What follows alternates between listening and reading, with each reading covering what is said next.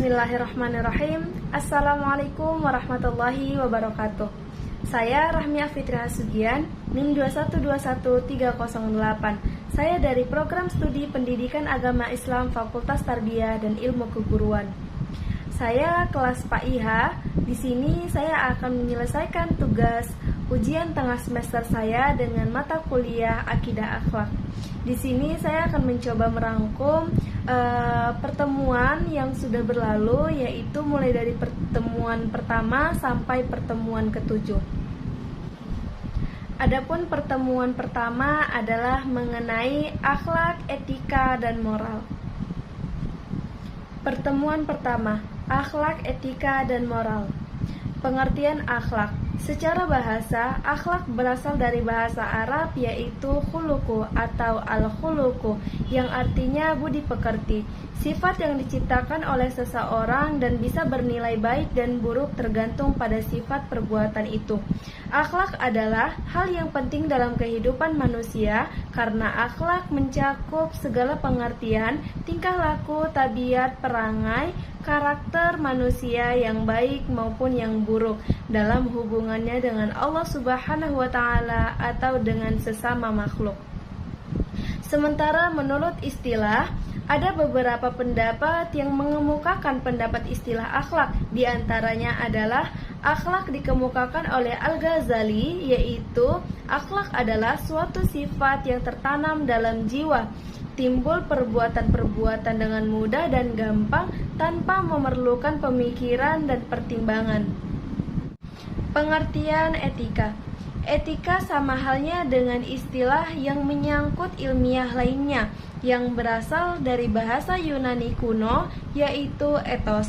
Kata etos mempunyai banyak arti, yaitu kebiasaan, adat, akhlak, watak, keperasaan, sikap, dan cara berpikir. Etika adalah salah satu cabang dari filsafat yang mempelajari tingkah laku manusia untuk menentukan nilai perbuatan baik atau buruknya. Maka untuk itu, menjadi ukuran untuk menentukan nilai adalah akal pikiran, atau dengan kata lain, dengan akallah orang dapat menentukan baik atau buruknya suatu perangai. Pengertian moral. Dalam bahasa Latin yaitu jamak dari mose yang berarti adat atau kebiasaan. Istilah moral dan etika sama artinya, namun dalam pemakaiannya sehari-hari ada sedikit perbedaan. Moral atau moralitas digunakan untuk perbuatan yang sedang dinilai, sedangkan etika dipakai untuk pengkajian sistem nilai-nilai yang ada. Moral adalah nilai dalam kehidupan bermasyarakat secara utuh. Penilaian terhadap moral diukur dari kebudayaan masyarakat setempat. Moral merupakan perbuatan atau tingkah laku ucapan seseorang dalam berinteraksi dengan manusia. Moral adalah produk dari budaya dan agama. Perbedaan akhlak, etika, dan moral. Dalam hal ini dapat dipahami bahwa akhlak berbeda dengan etika dan moral. Akhlak lebih bersifat transcendental karena berasal dari Allah Subhanahu wa Ta'ala, sedangkan etika dan moral bersifat lebih relatif, dinamis, dan nisbi karena merupakan pemahaman dan pemaknaan manusia melalui elaborasi ijtihadnya terhadap persoalan baik dan buruk demi kesejahteraan hidup manusia di dunia dan kebahagiaan hidup di akhirat. Pertemuan kedua, dasar-dasar akhlak, Al-Quran, hadis, dan athar. A. Dasar-dasar akhlak. Islam merupakan agama yang sempurna, sehingga di dalam ajaran Islam memiliki dasar pemikiran. Begitu pula dengan pendidikan akhlak. Adapun yang menjadi dasar pendidikan akhlak adalah Al-Quran dan Al-Hadis, sebagaimana yang telah dijelaskan di dalam Quran Surah Al-Luqman ayat 17 sampai dengan ayat 18. Di dalam Quran Surah Al-Luqman ayat 17 sampai 18 dijelaskan bahwa ajaran Islam serta pendidikan akhlak mulia yang harus diteladani agar menjadi manusia yang hidup sesuai dengan tuntunan syariat yang bertujuan untuk kemaslahatan serta kebahagiaan umat manusia. Sesungguhnya Rasulullah Shallallahu Alaihi Wasallam adalah contoh serta tauladan bagi umat manusia yang mengajarkan serta menanamkan nilai-nilai akhlak yang sangat mulia kepada umatnya. Sebaik-baik manusia adalah yang paling mulia akhlaknya, dan manusia yang paling sempurna adalah memiliki akhlakul karimah yang baik, karena al-karimah merupakan cerminan dari iman yang sempurna. B. Dasar-dasar Al-Quran. Al-Quran tidak hanya menjelaskan tentang hidup dengan hukum syariat, perintah dan larangan, tetapi juga menjelaskan tentang kehidupan manusia dari awal hingga akhir. Pendidikan di dalam Islam, terkhusus di dalam Al-Quran, tidak lepas dari 3 ruang lingkup yang disebut dengan tripusat pendidikan. Adapun tripusat pendidikan yaitu yang pertama, pendidikan di dalam lingkungan keluarga, yang kedua, pendidikan dalam sekolah, yang ketiga adalah pendidikan dalam lingkungan sekitar masyarakat. Dasar-dasar hadis dan athar. 1.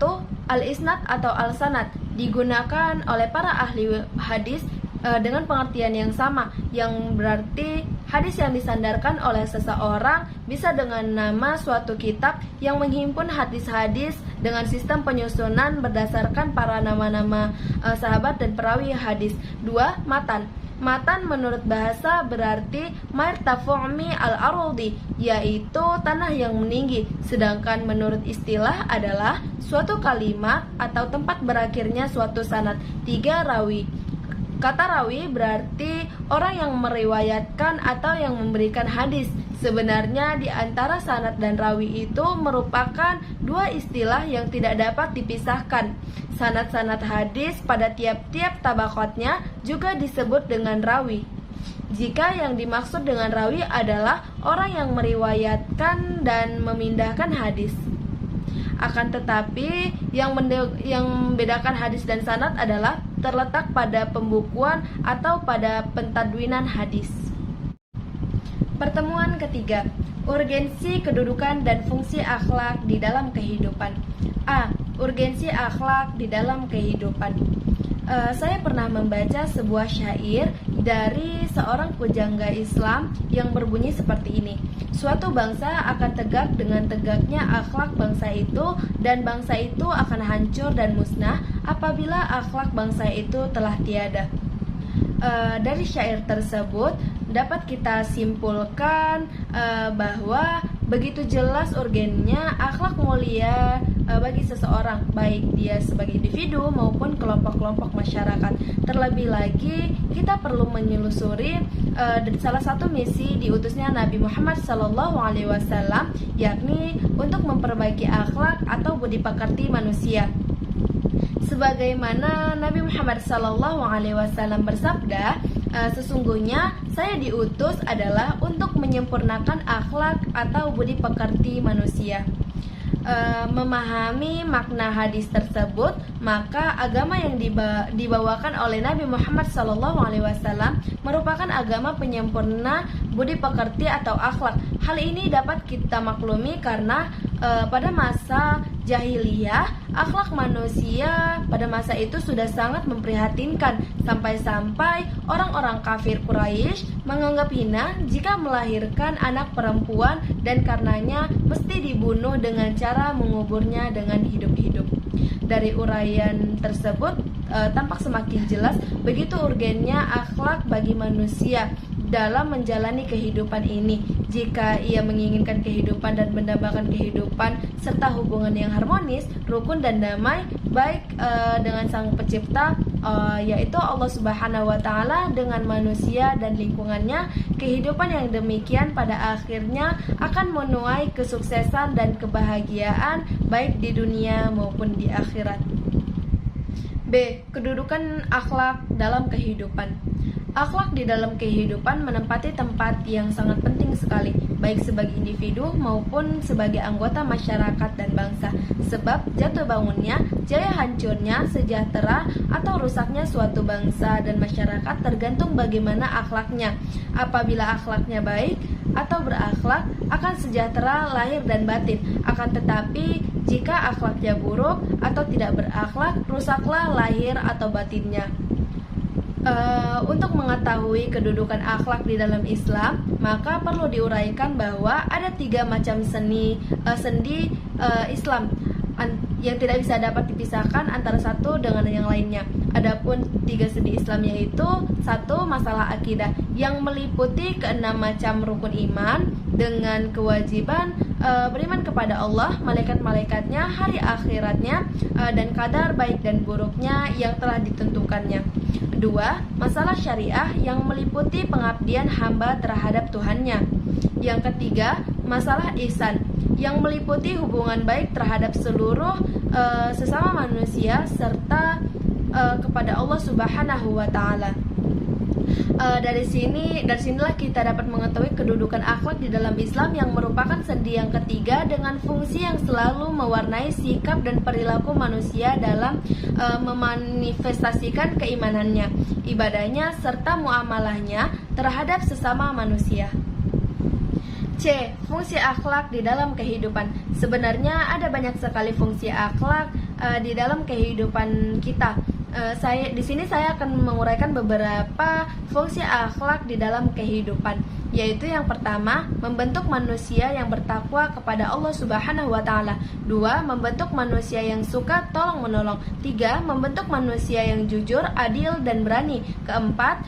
Membentuk manusia yang saling menghormati. 5. Membentuk manusia yang tabah dan percaya kepada dirinya sendiri. 6. Membentuk manusia yang sopan dan santun. Pertemuan keempat, hubungan akidah, ibadah, dan akhlak. 1. Pengertian akidah. Akidah berasal dari kata aqada, yaqudu, aqdatan, yang berarti tali pengikat suatu dengan yang lainnya, sehingga menjadi satu kesatuan yang tidak dapat dipisahkan. Sementara akidah di dalam Islam berarti iman. Kata akidah berasal dari bahasa Arab, yaitu dari kata al-aqdu yang berarti ikatan. 2. Ruang lingkup akidah. 1. Ilahiyat. Ilahiyat adalah pembahasan tentang segala sesuatu yang berhubungan dengan Allah Subhanahu wa taala, seperti mulai dari wujud Allah, nama-nama dan sifat-sifat Allah, perbuatan-perbuatan Allah, dan sebagainya. 2. Nubuat. Nubuat adalah pembahasan tentang segala sesuatu yang berhubungan dengan Nabi dan Rasul, termasuk pembicaraan mengenai kitab-kitab Allah, mukjizat, keramat, dan sebagainya. 3. Ruhaniyat. Ruhaniyat merupakan pembahasan tentang segala sesuatu yang berhubungan dengan alam metafisik seperti malaikat, jin, iblis, setan, roh, dan sebagainya. Dan yang terakhir adalah sam'iyat. Sam'iyat adalah pembahasan tentang segala sesuatu yang hanya diketahui dengan samak, yaitu dalil naqli berupa Al-Quran dan As-Sunnah, seperti alam barzah, akhirat, azab kubur, tanda-tanda kiamat, surga, neraka, dan sebagainya. Macam-macam akidah. Ada beberapa macam-macam akidah, yaitu yang pertama akidah tauhid rububiyah, yang kedua akidah tauhid uluhiyah, dan yang terakhir adalah akidah tauhid asma wa sifat. 4. Fungsi akidah. Adapun fungsi akidah di dalam Islam adalah: 1. Akidah Islam adalah landasan bagi seluruh ajaran Islam. 2. Akidah Islam berfungsi untuk membentuk suatu kesolehan seseorang di dunia sebagai modal awal menciptakan kebahagiaan di akhirat. 3. Akidah Islam berfungsi menyelamatkan seseorang dari keyakinan-keyakinan yang menyimpang seperti bid'ah, khurafat, dan lain sebagainya. 4. Akidah Islam berfungsi untuk memastikan seseorang sebagai seorang muslim atau non-muslim. 5. Peran akidah. 1. Fondasi yang kokoh dalam membangun tiang-tiang agama Islam. 2. Awal dari pembentukan akhlak yang mulia. 3. Dasar penciptaan manusia ialah untuk beribadah kepada Allah Subhanahu wa taala. 4. Akidah seseorang hamba menentukan kualitas hambanya ditentukan atau tidak oleh Allah Subhanahu wa Ta'ala. Dan 5, menyampaikan akidah mulia merupakan misi awal para rasulnya. Tujuan akidah: 1. Untuk mengikhlaskan niat dan ibadah kepada Allah Subhanahu wa Ta'ala. 2. Membebaskan akal dan pikiran dari kekacauan yang timbul dari kosongnya hati dari akidah. 3. Ketenangan jiwa dan pikiran, tidak cemas dalam jiwa dan tidak goncang dalam pikiran. 4. Meluruskan tujuan dan perbuatan dari penyelewengan dan beribadah kepada Allah Subhanahu wa Ta'ala dan bermuamalah kepada orang lain. 5. Meraih kebahagiaan di dunia dan di akhirat dengan memperbaiki baik dari individu-individu maupun kelompok-kelompok. 2 adalah ibadah. Ibadah secara etimologi yang berarti taat, tunduk, patuh, dan merendahkan diri. Sedangkan secara terminologi atau dengan secara istilah adalah dalam ulama tauhid dan al-hadis, ibadah itu yaitu mengesahkan dan mengagungkan Allah Subhanahu wa Ta'ala sepenuhnya serta menghidangkan diri dan menundukkan jiwa kepadanya. Para ahli di bidang akhlak, pengertian ibadah termasuk segala bentuk hukum baik yang dapat dipahami maknanya seperti hukum yang menyangkut muamalah pada umumnya maupun yang tidak dapat dipahami maknanya seperti sholat baik yang berhubungan dengan anggota, mendefinisikan ibadahnya.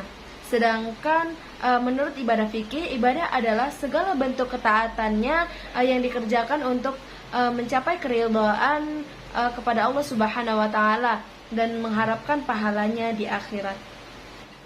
3 adalah akhlak. Akhlak merupakan budi pekerti, perangai, tingkah laku atau tabiat yang baik.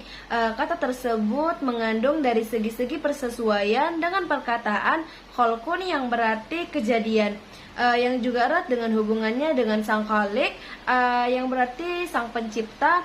Demikian pula dengan makhlukun yang berarti yang diciptakan. Pertemuan kelima adalah akhlak kepada Allah. Yang dimaksud dengan akhlak kepada Allah adalah sikap atau perbuatan yang seharusnya dilakukan oleh manusia sebagai makhluk terhadap Tuhannya. Akhlak kepada Allah adalah beribadah kepada Allah Subhanahu wa Ta'ala, cinta kepadanya, cinta karenanya, tidak menyekutukannya, bersyukur hanya kepadanya, dan lain sebagainya. Inti dari akhlak manusia terhadap Allah adalah beribadah kepada zat yang telah menciptakannya. Akhlak terhadap Allah Sang Khalik dapat diaplikasikan dalam bentuk 1. Mentauhidkan Allah. Mentauhidkan Allah yaitu mengesahkan Allah dan tidak menduakannya, mencintai Allah melebihi cinta dari apapun dan siapapun juga dengan mempergunakan firman-firman-Nya yaitu Al-Quran sebagai pedoman hidup dan kehidupan. 2. Takwa, artinya melaksanakan segala perintah dan menjauhi segala larangannya. 3. Senantiasa berdoa dan hanya meminta kepadanya. 4. Tawakal atau berserah diri kepada Allah Subhanahu wa Ta'ala. 5. Ar-Raja, yaitu mengharapkan dan berusaha untuk memperoleh keridhaan Allah Subhanahu wa Ta'ala. Intinya, seorang muslim itu harus berakhlak kepada Allah Subhanahu wa Ta'ala karena kita sebagai manusia yang diciptakan oleh Allah dan untuk menyembah kepada Allah Subhanahu wa Ta'ala sesuai dengan firman Allah Subhanahu wa Ta'ala yang artinya, dan tidaklah kami Allah menciptakan jin dan manusia kecuali untuk beribadah kepadaku. Dari uraian-uraian itu dapat dipahami bahwa akhlak terhadap Allah Subhanahu wa Ta'ala, manusia seharusnya selalu berusaha mengabdi kepadanya semata dengan penuh keikhlasan dan bersyukur kepadanya hingga ibadah yang dilakukan ditujukan untuk memperoleh keridhaan Allah Subhanahu wa Ta'ala dalam melaksanakan kewajiban yang diperintahkan oleh Allah Subhanahu wa Ta'ala, terutama melaksanakan ibadah-ibadah pokok seperti melaksanakan sholat, zakat, puasa, haji. Haruslah untuk menjaga kebersihan badan dan pakaian lahir dan batin dengan penuh keikhlasan. Pertemuan Pertemuan ke-6, iman kepada Rasulullah. Iman kepada para nabi merupakan salah satu butir dalam rukun iman. Sebagai umat Islam, tentu kita wajib beriman kepada Rasulullah Sallallahu Alaihi Wasallam beserta risalah yang telah dibawanya. Sebagaimana Allah Subhanahu Wa Taala berfirman di dalam Quran surah At-Taubah ayat 128 yang artinya, sungguh telah datang kepadamu seorang Rasul dari kaummu sendiri. Berat rasa olehnya penderitaan yang kamu alami. Dia sangat menginginkan keimanan dan keselamatan bagimu, penyantun dan penyayang terhadap orang-orang yang beriman. Rasulullah Shallallahu Alaihi Wasallam adalah penutup para nabi dan rasul serta utusan Allah kepada seluruh umat manusia. Beliau adalah hamba yang tidak boleh disembah dan rasul yang tidak boleh didustakan. Beliau adalah sebaik-baik makhluk yang paling mulia di hadapan Allah Subhanahu wa taala, derajat paling tinggi dan kedudukannya paling dekat oleh Allah. Beliau diutus kepada manusia dan jin dengan membawa kebenaran dan petunjuk oleh Allah Subhanahu wa taala sebagai rahmat bagi alam semesta. Intinya, kita harus mencintai dan menaati apa yang diajarkan Rasulullah Sallallahu Alaihi Wasallam sebagai wujud kecintaan dan pengabdian kita sebagai hamba Allah Subhanahu Wa Taala. Apabila kita benar-benar mencintai Allah, sudah semestinya kita juga mencintai Rasulullah, karena beliau merupakan kekasih beserta utusan Allah untuk dijadikan uswatun hasanah bagi setiap umatnya. Bentuk kita mencintai dan menaati Rasulullah dengan cara mengikuti dan mengajarkan hal-hal yang diajarkan oleh Rasulullah Sallallahu Alaihi Wasallam, menghidupkan sunnah-sunnahnya, membaca sholawat serta salam yang ditunjuk kepada beliau, mencintai keluarga dan sahabat-sahabat Nabi serta berziarah ke makam Rasulullah Sallallahu Alaihi Wasallam.